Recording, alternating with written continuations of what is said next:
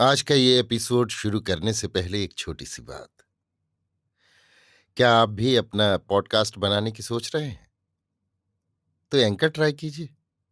ये पॉडकास्ट बनाने का सबसे आसान तरीका है। नंबर 1, ये फ्री है। नंबर 2, इसमें कई सारे ऐसे टूल्स हैं जो आपको अपने फोन और कंप्यूटर पर रिकॉर्ड और एडिट करने की फैसिलिटी देते हैं। नंबर 3, आप अपने पॉडकास्ट को डिस्ट्रीब्यूट भी कर सकते हैं, जिससे इसे स्पॉटिफाई और दूसरे प्लेटफॉर्म पर सुना जा सके। तो डाउनलोड कीजिए फ्री एंकर ऐप या विजिट कीजिए anchor.fm पर अपना पॉडकास्ट स्टार्ट करने के लिए। ये तो थी एक छोटी सी जानकारी, और अब शुरू करते हैं एपिसोड का सिलसिला। तो आज के एपिसोड में लीजिए सुनिए सूर्यकांत त्रिपाठी निराला की लिखी कहानी पद्मा और लिली, मेरी यानी समीर गोस्वामी की आवाज में। पद्मा के चंद्रमुख पर षोडश कला की शुभ्र चंद्रिका अम्लान खिल रही है। एकांत कुंज की कली सी प्रणय के वासंती मलय स्पर्श से हिल उठती विकास के लिए व्याकुल हो रही है। पद्मा की प्रतिभा की प्रशंसा सुनकर उसके पिता ऑनरेरी मजिस्ट्रेट पंडित रामेश्वर जी शुक्ल उसके उज्ज्वल भविष्य पर अनेक प्रकार की कल्पनाएं किया करते हैं। योग्य वर के अभाव से उसका विवाह अब तक रोक रखा है। मैट्रिक परीक्षा में पद्मा का सूबे में पहला स्थान आया था। उसे वृत्ति मिली थी। पत्नी को योग्य वर न मिलने के कारण विवाह रुका हुआ है, शुक्ल जी समझा देते हैं। साल भर से कन्या को देखकर माता भविष्य शंका से कांप उठती है। पद्मा काशी विश्वविद्यालय के कला विभाग में दूसरे साल की छात्रा है। गर्मियों की छुट्टी है, इलाहाबाद घर आई हुई है। अब के पद्मा का उभार, उसका रूप रंग, उसकी चितवन चलन कौशल वार्तालाप पहले से सभी बदल गए हैं। उसके हृदय में अपनी कल्पना से कोमल सौंदर्य की भावना, मस्तिष्क में लोकाचार से स्वतंत्र अपने उच्छृंखल आनुकूल्य के विचार पैदा हो गए हैं। उसे निसंकोच चलती फिरती उठती बैठती हंसती बोलती देखकर माता हृदय के बोल वाले तार से कुछ और ढीली तथा बेसुरी पड़ गई हैं। एक दिन संध्या के डूबते सूर्य के सुनहले प्रकाश में निरभ्र नील आकाश के नीचे छत पर दो कुर्सियां डलवा माता और कन्या गंगा का रजत सौंदर्य एकटक देख रही थी। माता पद्मा की पढ़ाई, कॉलेज की छात्राओं की संख्या, बालिकाओं के हॉस्टल का प्रबंध आदि बातें पूछती हैं। पद्मा कहती है, हाथ में हाल की निकली स्ट्रैंड मैगजीन की एक प्रति तस्वीरें देखती जाती है। हवा का एक हल्का झोंका आया, खुले रेशमी बाल सिर से साड़ी को उड़ाकर गुदगुदा कर चला गया। सिर ढक लिया करो, तुम बेहया हुई जाती हो, माता ने रुखाई से कहा। पद्मा ने सिर पर साड़ी की जरीदार किनारी चढ़ा ली, आंखें नीचे कर किताब के पन्ने उलटने लगी। पद्मा, गंभीर होकर माता ने कहा। जी, चलते हुए उपन्यास की एक तस्वीर देखती हुई नम्रता से बोली। मन से अपराध की छाप मिट गई। माता की वात्सल्य सरिता में कुछ देर के लिए बाढ़ सी आ गई। उठते उच्छ्वास से बोली, कानपुर में एक नामी वकील महेश प्रसाद त्रिपाठी हैं। एक दूसरी तस्वीर देखती हुई, उनका लड़का आगरा यूनिवर्सिटी से एमए में इस साल फर्स्ट क्लास फर्स्ट आया है। पद्मा ने सिर उठाया, आंखें प्रतिभा से चमक उठीं। तेरे पिताजी को मैंने भेजा था, वो परसों देखकर लौटे हैं। कहते थे लड़का हीरे का टुकड़ा, गुलाब का फूल है। बातचीत 10,000 में पक्की हो गई है। मोटर की आवाज पा पद्मा उठकर छत के नीचे देखने लगी। हर्ष से हृदय में तरंगे उठने लगी। मुस्कुराहट दबाकर आप ही में हंसती हुई चुपचाप बैठ गई। माता ने सोचा लड़की बड़ी हो गई है, विवाह के प्रसंग से प्रसन्न हुई है। खुलकर कहा, मैं बहुत पहले से तेरे पिताजी से कह रही थी, वो तेरी पढ़ाई के विचार में पड़े थे। नौकर ने आकर कहा, राजेन बाबू मिलने आए हैं। पद्मा की माता ने एक कुर्सी डाल देने के लिए कहा। कुर्सी डालकर नौकर राजेन बाबू को बुलाने नीचे उतर गया। तब तक दूसरा नौकर रामेश्वर जी का भेजा हुआ पद्मा की माता के पास आया। कहा, जरूरी काम से कुछ देर के लिए पंडित जी बुलाते हैं। जीने से पद्मा की माता उतर रही थी। रास्ते में राजेंद्र से भेंट हुई। राजेंद्र ने हाथ जोड़कर प्रणाम किया। पद्मा की माता ने कंधे पर हाथ रखकर आशीर्वाद दिया और कहा, चलो, पद्मा छत पर है, बैठो, मैं अभी आती हूं। राजेंद्र जज का लड़का है, पद्मा से 3 साल बड़ा, पढ़ाई में भी। पद्मा अपराजिता बड़ी बड़ी आंखों की उत्सुकता से प्रतीक्षा में थी जब से छत से उसने देखा था। आइए राजेन बाबू, कुशल तो है? पद्मा ने राजेंद्र का उठकर स्वागत किया। एक कुर्सी की तरफ बैठने के लिए हाथ से इंगित कर खड़ी रही। राजेंद्र बैठ गया। पद्मा भी बैठ गई। राजेंद्र, तुम उदास हो? तुम्हारा विवाह हो रहा है? राजेंद्र ने पूछा। पद्मा उठकर खड़ी हो गई। बढ़कर राजेंद्र का हाथ पकड़कर बोली, राजेन, तुम्हें मुझ पर विश्वास नहीं? जो प्रतिज्ञा मैंने की है, हिमालय की तरह उस पर अटल रहूंगी। पद्मा अपनी कुर्सी पर बैठ गई। मैगजीन खोल उसी तरह पन्नों में नजर गड़ा दी। जीने से आहट मालूम दी। माता निगरानी की निगाह से देखती हुई आ रही थी। प्रकृति स्तब्ध थी, मन में वैसे ही अन्वेषक चपलता। क्यों बेटा, तुम इस साल बीए हो गए? हंसकर पूछा। जी हां, सिर झुकाए हुए राजेंद्र ने उत्तर दिया। तुम्हारा विवाह कब करेंगे तुम्हारे पिताजी, जानते हो? जी नहीं। तुम्हारा विचार क्या है? आप लोगों से आज्ञा लेकर विदा होने के लिए आया हूं। विलायत भेज रहे हैं पिताजी, नम्रता से राजेंद्र ने कहा। क्या बैरिस्टर होने की इच्छा है? पद्मा की माता ने पूछा। जी हां। तुम साहब बनकर विलायत से आना और साथ एक मैम भी लाना, मैं उसकी शुद्धि कर लूंगी। पद्मा हंसकर बोली। आंखें नीचे किए राजेंद्र भी मुस्कुराने लगा। नौकर ने एक तश्तरी पर 2 प्यालों में चाय दी, 2 रकाबियों पर कुछ बिस्कुट और केक। दूसरा एक मेज उठा लाया। राजेंद्र और पद्मा की कुर्सी के बीच रख दी।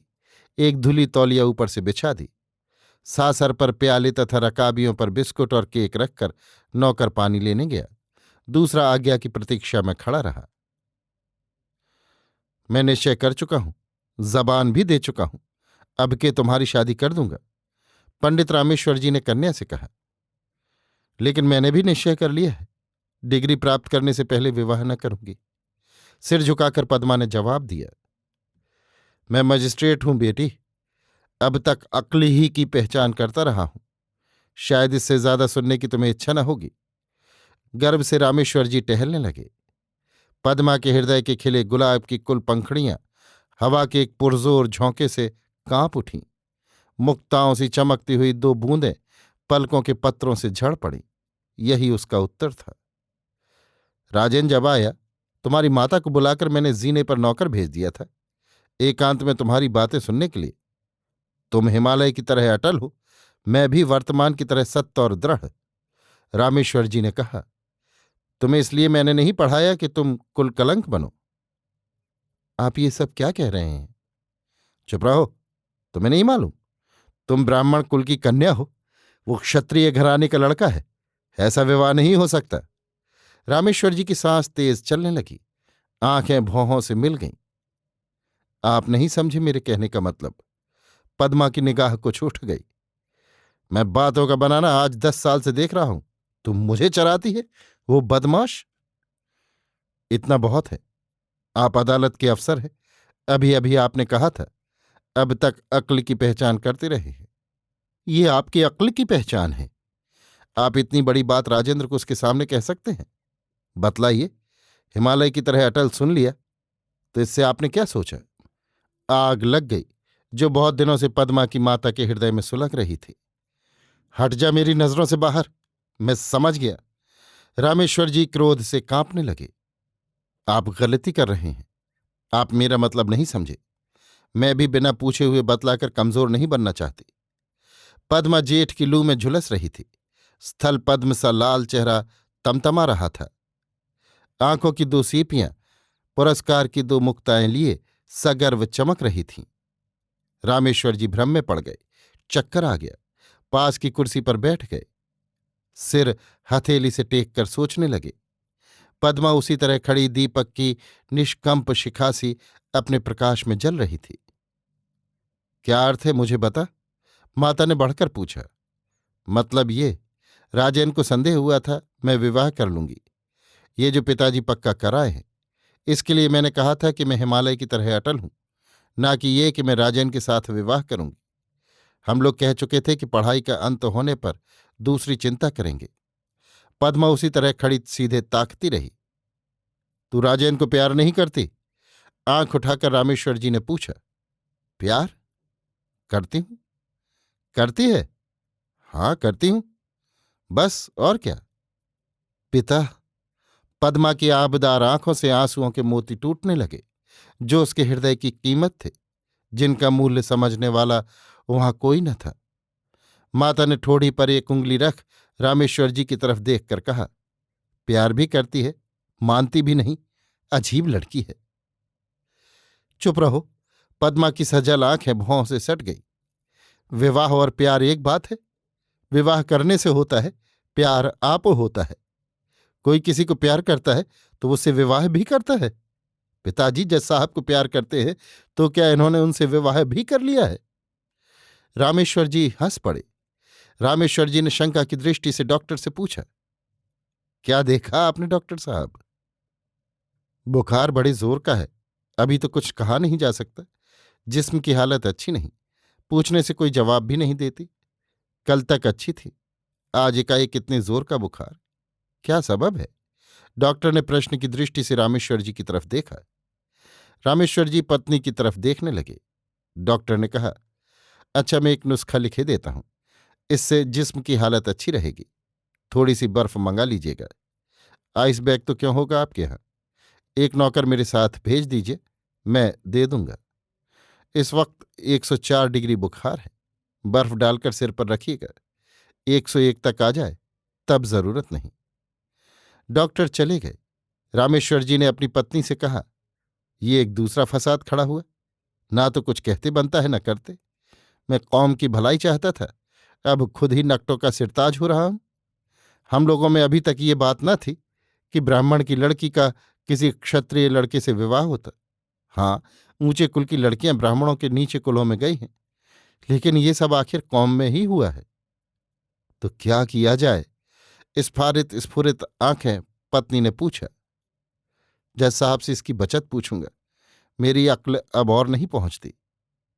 अरे चीटा। जी। चीटा चिलम रखकर दौड़ा। जज साहब से मेरा नाम लेकर कहना जल्द बुलाया है। और भैया बाबू को भी बुला लाऊं? नहीं नहीं, रामेश्वर जी की पत्नी ने डांट दिया। जज साहब पुत्र के साथ बैठे हुए वार्तालाप कर रहे थे। इंग्लैंड के मार्ग, रहन सहन, भोजन पान, अदब कायदे का बयान कर रहे थे। इसी समय छीटा बंगले पर हाजिर हुआ और झुककर सलाम किया।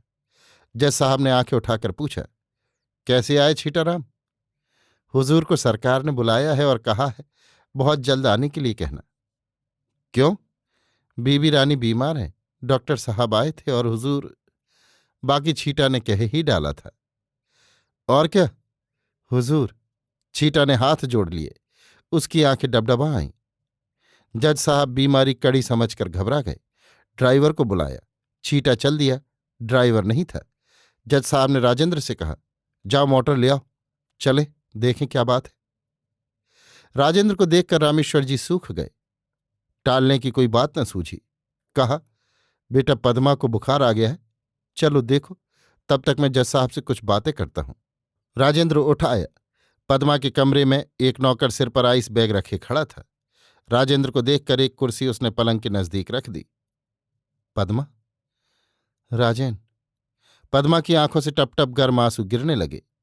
पद्मा के एकटक प्रश्न की दृष्टि से देखते हुए राजेंद्र ने रूमाल से उसके आंसू पोंछ दिए। सिर पर हाथ रखा। सिर जल रहा था। पूछा, सिर दर्द है? हाँ, जैसे कोई कलेजा मसल रहा हो। धुलाई के भीतर से छाती पर हाथ रखा। बड़े जोर से धड़क रही थी। पद्मा ने पलकें मूंद ली। नौकर ने फिर सिर पर आइस बैग रख दिया। सिरहाने थर्मामीटर रखा था।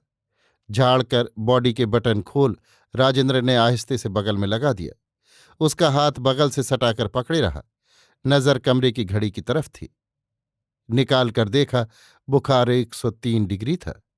अपलक चिंता की दृष्टि से देखते हुए राजेंद्र ने पूछा, पद्मा, तुम कल तो अच्छी थी, आज एकाएक बुखार कैसे आ गया? पद्मा ने राजेंद्र की तरफ करवट ली, कुछ न कहा। पद्मा, मैं अब जाता हूं। ज्वर से उभरी हुई बड़ी बड़ी आंखों ने एक बार देखा और फिर पलकों के पर्दे में मौन हो गईं। अब जज साहब और रामेश्वर जी भी कमरे में आ गए। जज साहब ने पद्मा के सिर पर हाथ रखकर देखा, फिर लड़के की तरफ निगाह फेर कर पूछा, क्या तुमने बुखार देखा है? जी हां, देखा है। कितना है? 103 डिग्री। मैंने रामेश्वर जी से कह दिया है, तुम आज यहीं रहोगे। तुम्हें यहां से कब जाना है? परसों ना? जी। कल सुबह बतलाना घर आकर पद्मा की हालत कैसी रहती है। और रामेश्वर जी, डॉक्टर की दवा करने की मेरे ख्याल से कोई जरूरत नहीं। जैसा आप कहें। संप्रदान स्वर से रामेश्वर जी बोले। जज साहब चलने लगे। दरवाजे तक रामेश्वर जी भी गए। राजेंद्र वहीं रह गया। जज साहब ने पीछे फिरकर कहा, आप घबराइए मत, आप पर समाज का भूत सवार है। मन ही मन कहा, कैसा बाप और कैसी लड़की। 3 साल बीत गए। पद्मा के जीवन में वैसा ही प्रभात, वैसा ही आलोक भरा हुआ है।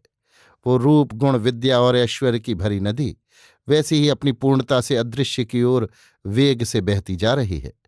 सौंदर्य की वो ज्योत राशि स्नेह शिखाओं में वैसी ही अम्लान स्थिर है। अब पद्मा एमए क्लास में पढ़ती है। वो सभी कुछ है, पर वो रामेश्वर जी नहीं है। मृत्यु के कुछ समय पहले उन्होंने पद्मा को एक पत्र लिखा था, मैंने तुम्हारी सभी इच्छाएं पूरी की हैं, पर अभी तक मेरी एक भी इच्छा तुमने पूरी नहीं की। शायद मेरा शरीर ना रहे, तुम मेरी सिर्फ एक बात मानकर चलो, राजेंद्र या किसी अपर जाति के लड़के से विवाह न करना, बस। इसके बाद से पद्मा के जीवन में आश्चर्यकर परिवर्तन हो गया। जीवन की धारा ही पलट गई। एक अद्भुत स्थिरता उसमें आ गई। जिस जाति के विचार ने उसके पिता को इतना दुर्बल कर दिया था, उसी जाति की बालिकाओं को अपने ढंग पर शिक्षित कर अपने आदर्श पर लाकर पिता की दुर्बलता से प्रतिशोध लेने का उसने निश्चय कर लिया। राजेंद्र बैरिस्टर होकर विलायत से आ गया। पिता ने कहा, बेटा अब अपना काम देखो। राजेंद्र ने कहा, जरा और सोच लो, देश की परिस्थिति ठीक नहीं। पद्मा, राजेंद्र ने पद्मा को पकड़कर कहा। पद्मा हंस दी। तुम यहां कैसे राजेंद्र? पूछा। बैरिस्ट्री में जी नहीं लगता पद्मा, बड़ा नीरस व्यवसाय है, बड़ा बेदर्द। मैंने देश की सेवा का व्रत ग्रहण कर लिया है। और तुम? मैं भी लड़कियां पढ़ाती हूं। तुमने विवाह तो किया होगा? हाँ, किया तो है, हंसकर राजेंद्र ने कहा। पद्मा के हृदय पर जैसे बिजली टूट पड़ी, जैसे तुषार की प्रहत पद्मिनी क्षण भर में स्याह पड़ गई। होश में आ अपने को संभाल कर कृत्रिम हंसी रंग कर पूछा, किसके साथ किया? लिली के साथ। उसी तरह हंसकर राजेंद्र बोला, लिली के साथ? पद्मा स्वर में कांप गई। तुम्ही ने तो कहा था विलायत जाना और मेम लाना। पद्मा की आंखें भर आईं। हंसकर राजेंद्र ने कहा, यही तुम अंग्रेजी की एमए हो, लिली के माने? अभी आप सुन रहे थे सूर्यकांत त्रिपाठी निराला की लिखी कहानी पद्मा और लिली, मेरी यानी समीर गोस्वामी की आवाज में।